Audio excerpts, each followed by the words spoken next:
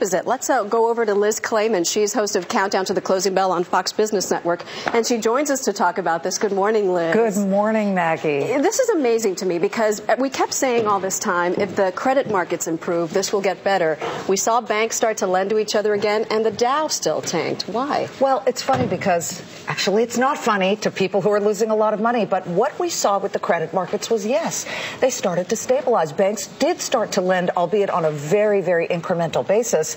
But then investors woke up and said, oh, now we want to know how much money companies are making.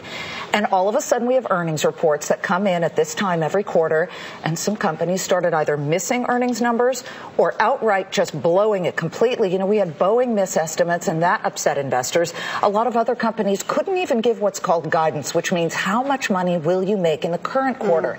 Apple Computer sold millions and millions of iPods and fancy expensive gadgets, but Steve Jobs specifically said, we don't know how the economic problems are going to affect us going forward, and investors got scared. They started selling.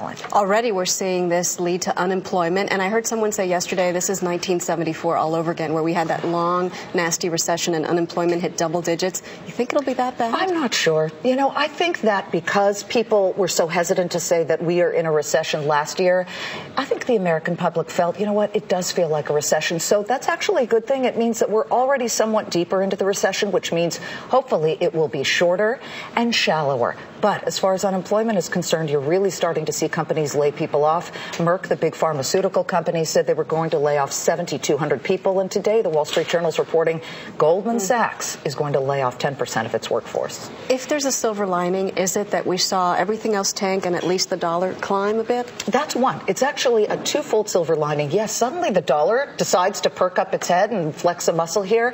The dollar hit a 2-year high against the euro, a 5-year high against the British currency. So that's great.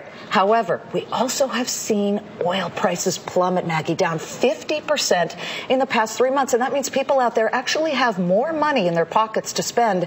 And that may smooth out the very sharp and rough edges. Oh, let's hope. Liz Claman, thank you. Anytime. Now here's Harry. Glad you guys understand.